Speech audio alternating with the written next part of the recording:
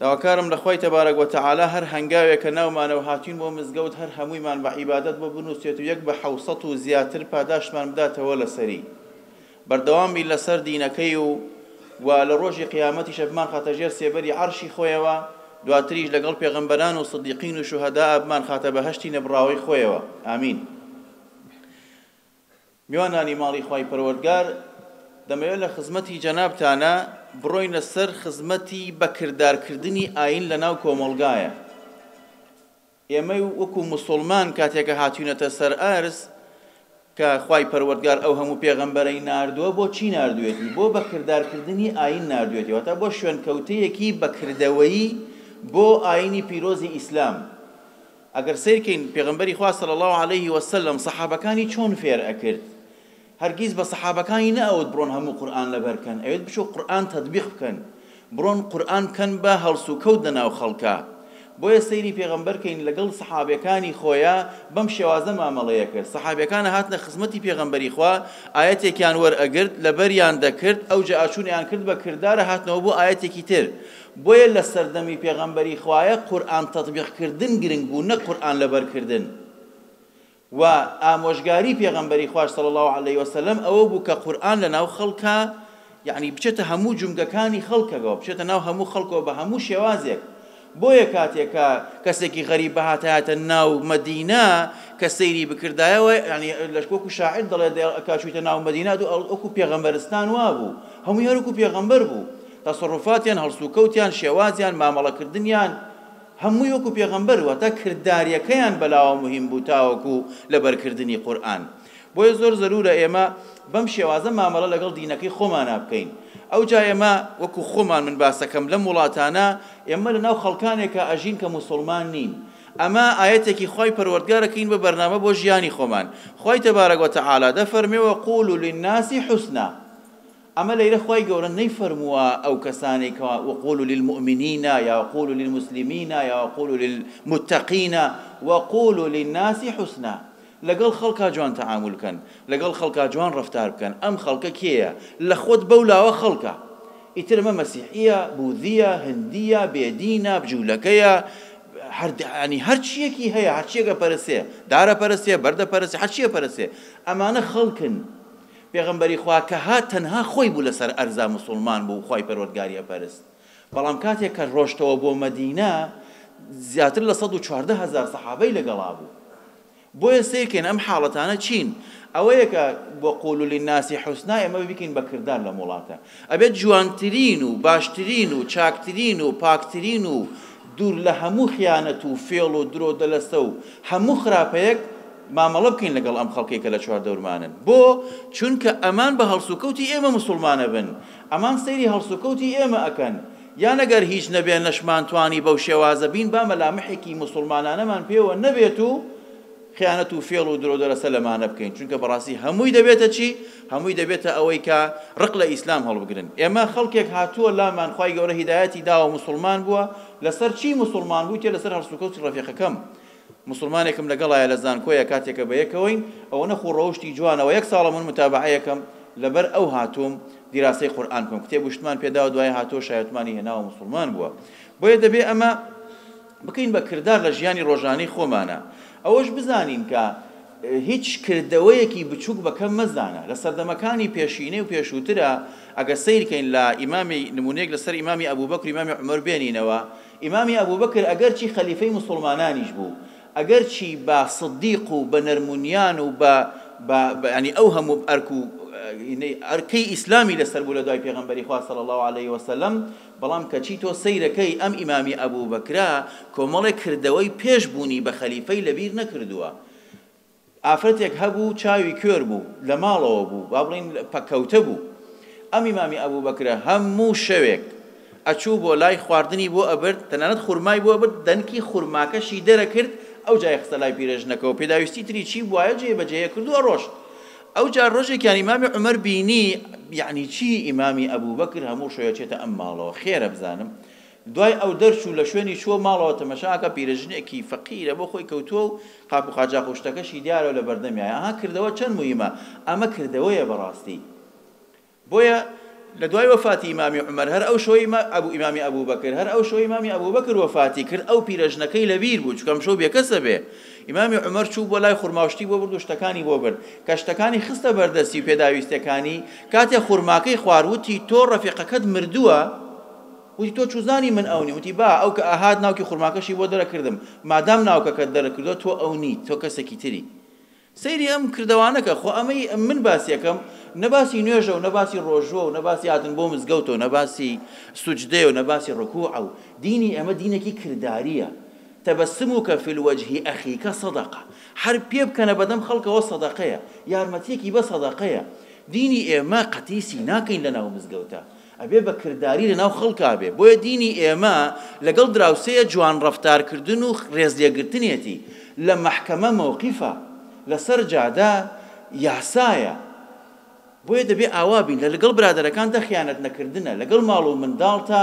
دەستهێنان بە سەریان و سیلەی ڕەحمە لەگەڵ کەسوکارەکەی خۆتە سیلەی ڕەحمە دەبێ ئێمە ئەمانە هەموو کۆ بکەینەوە ئەمە بە هەمووی پێوترێ دین ناکرێ ئینسانی موسڵمان هەموو ڕۆژێک ڕووی لە قیبلە بێ بەڵام پشتی لە ئیسلام بێ ئێمە ڕوو ئەکەین لە قیبلە بۆ نوێژە بەڵام ئیسلام زۆر فراوانترە لە نوێژ بەڵێ نوێژ پایەکی گرنگە لە ئیسلام بەڵام فراوانی دینەکەی ئێمە لە ناو بازارە لە مەعاملەیە لە ناو تەکسیەکەتە لە ناو غەسلەکەتە لە هەرسوکەوتە لە شێوازی وەڵامدانەوەی خەڵکتە لەسەر ئیشەکەتە لە ناو یعنی حەچی جوڵەیەکی تۆ هەیە عیبادەتە چونکە کە پێچەوانەکەیت کرد تاوانە بۆیە زاهیدەکان و عاریفەکان قسەیەکی جوانیان هەیە لەسەر ئەمە دەڵێن ئەهلی عیرفان ئیشیان لەسەر ئەوە کردووە هەموو جوڵەیەکی ئینسان بکرێت بە عیبادەت لێرەوە ئەگەر سیرکەین بۆ نمونە من نمونەی کەسێکتان بۆ بێنەوە بزانم ئەم پیاوە چۆن دینی کرد بە کردار کابرایەک هەبوو ناوی عەبدوڕەحمان سومێت بوو خەڵکی کۆیتە ئەو کات وەکو ئێستا عێراق بەدبەخت نەبوو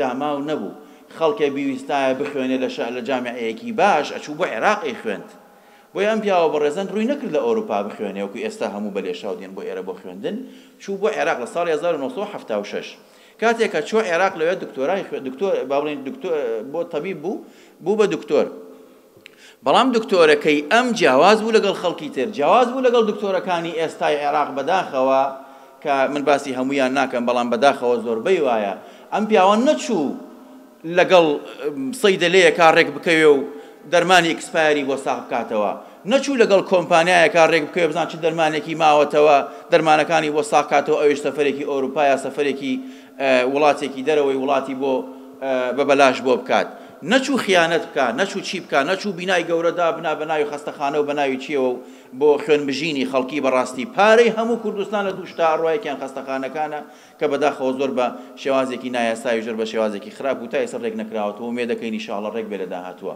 بۆ ئەم پیاوە دوایەوەی کە بوو بە دکتۆر نەچووە بۆ تەنانەت وڵاتەکەی خۆشی مەبەستم نەچووە مەبەستم بۆ ژیان نەچووە هەستا چوو بۆ وڵاتەکانی ئەفریقا لەوێ دەستی بە عیبادەتکردن کرد بەڵام عیبادەتێکی چی عیبادەتێکی کردداری بزانم ئەم پیاوە چی کرد تەسەورکەن ئەم پیاوە بەڕێزە هەر کە چوە ئەویا یەکەم شتێکە دەستی تەمان 29 ساڵ دەعوەی کرد 29 ساڵ دەعوەی کرد بە کردار لە وڵاتی ئەفریقا تیمی دروست کرد و گەورەتری کرد و ڕێکخراوی دروست کرد و شوێن بە شوێن و شار بە شارە بۆ ناوایە دەگەڕا و بۆ چاکردنی ژیانی ئەو خەڵکەی کە خەڵک نان نەبی بیخوا قەینا ئەم دەوڵەمەنە بەڵام دەوڵەمەنەکەی ئەلەوێ بەکار هاورد ئەلەوێ کردی بە کردار ئەم پیاوە بەڕێزە لە 29 ساڵ دەعوەکردنیە 11 ملیۆن خەڵک لەسەر دەستی موسڵمان بوو کە تۆ یەک کەس لەسەر دەست موسڵمان بێ کافیەوەی کە بێبیشتە بەهەشت 11 ملیۆن خەڵک لەسەر دەستی ئەم پیاوە بەڕێزە موسڵمان بوو 6 ملیۆن نسخە قورئانی لەو وڵاتانە تەوزیع کرد بۆ ئەوەی ینی بچێ ببێ بە بەرنامە بۆ ژیانیان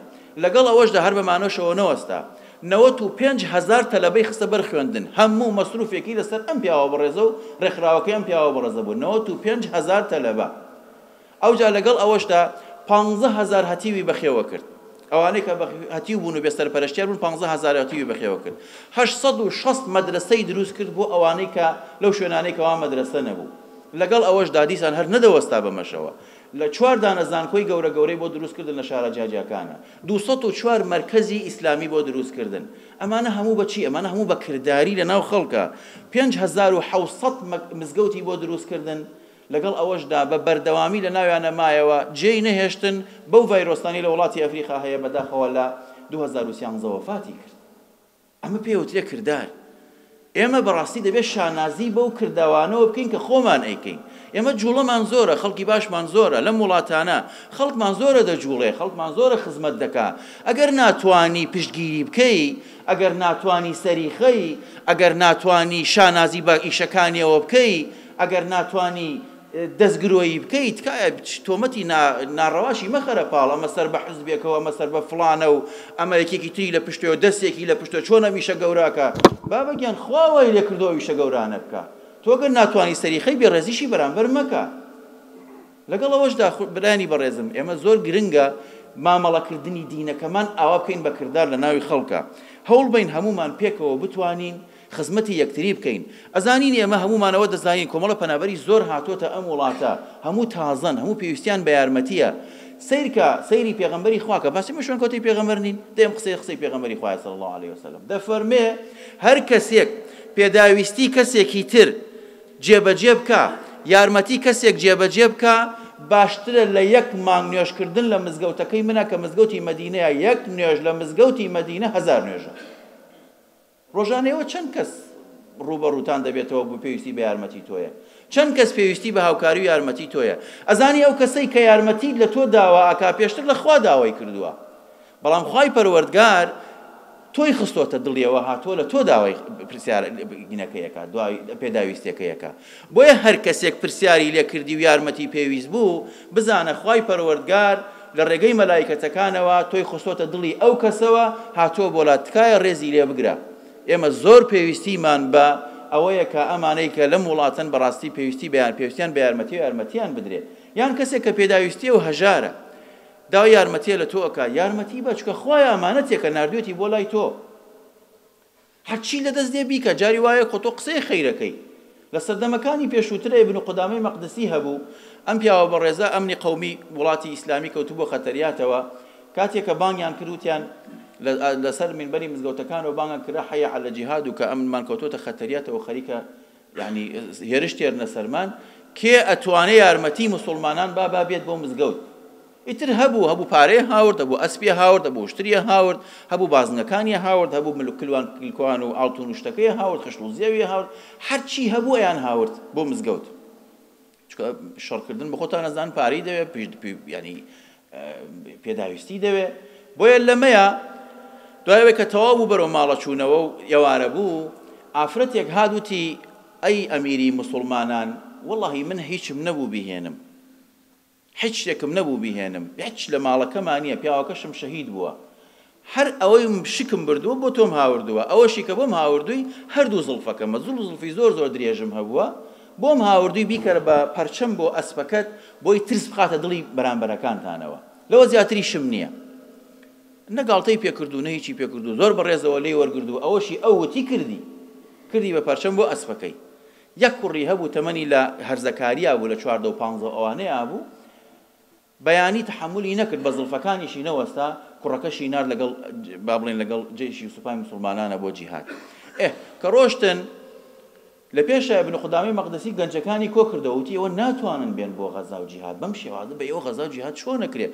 یەکیان وتی ئەی ئەمیری موسڵمانان، من ئەتوانم تیر بۆشێنم، ئەتوانم تیرەکانیشتان بۆ خڕکەمەوە، با تاقیشی کەمەوە بزانم ئەتوانم یان نە.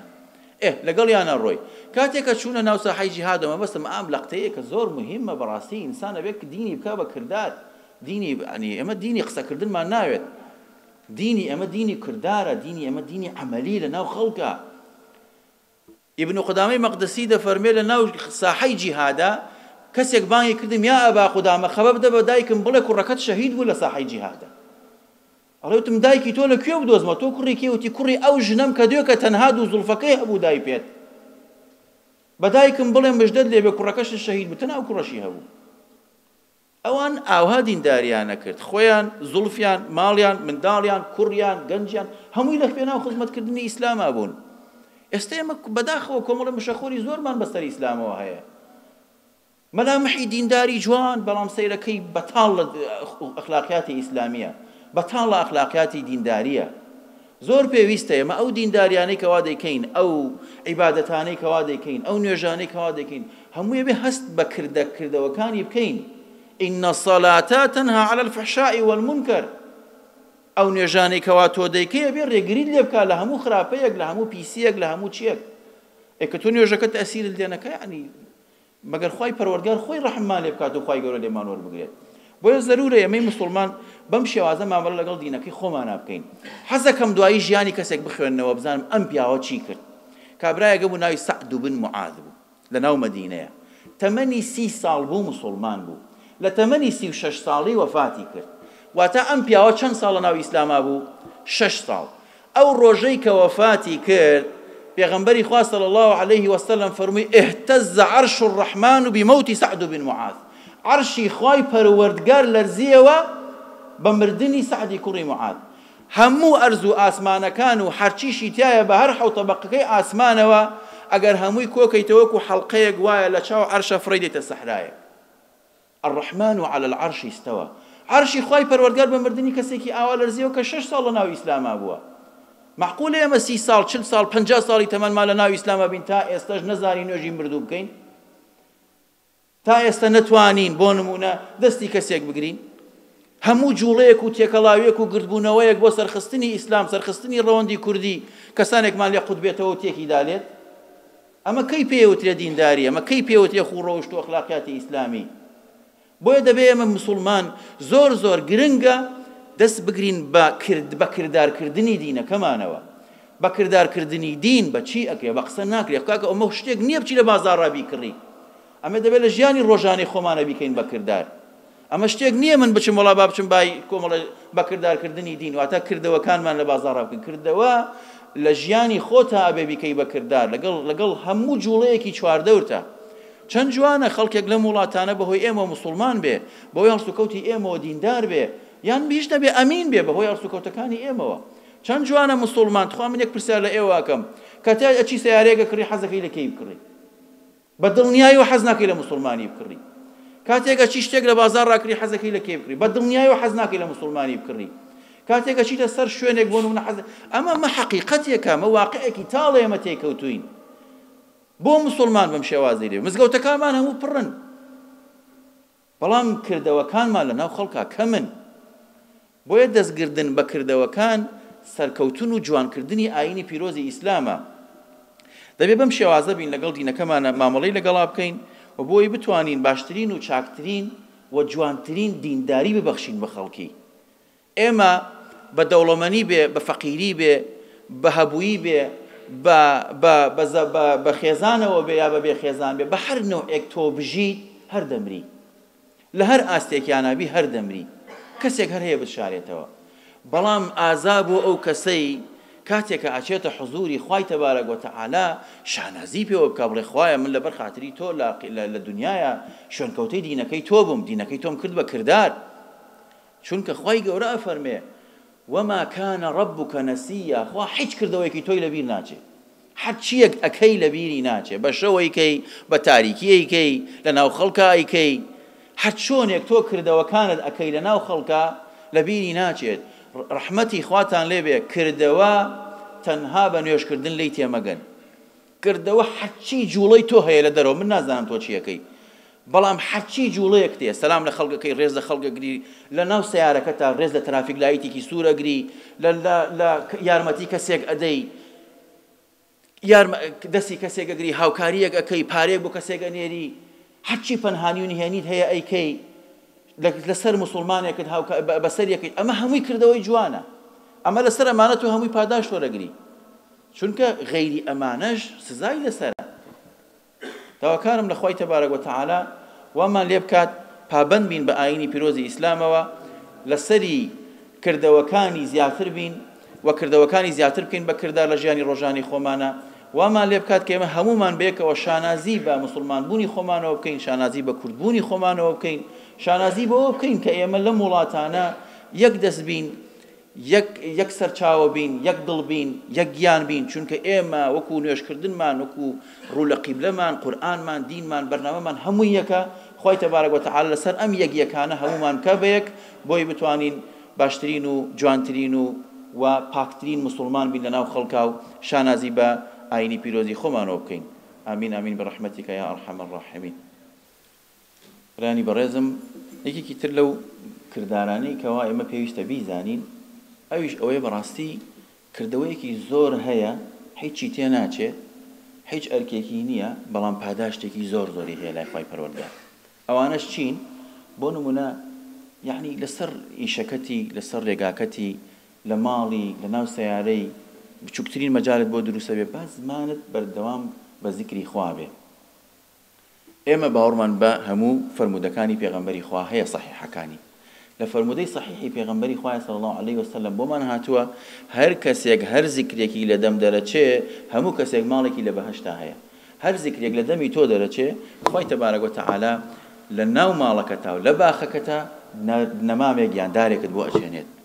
یعنی تۆ ئێستا کە دەڵێی سبحان الله وبحمدی یا سبحان الله الحمد لله الله أكبر لا إله إلا الله، هەر یەک لەمانە دارێکن بۆ تۆ لە باخەکەتە.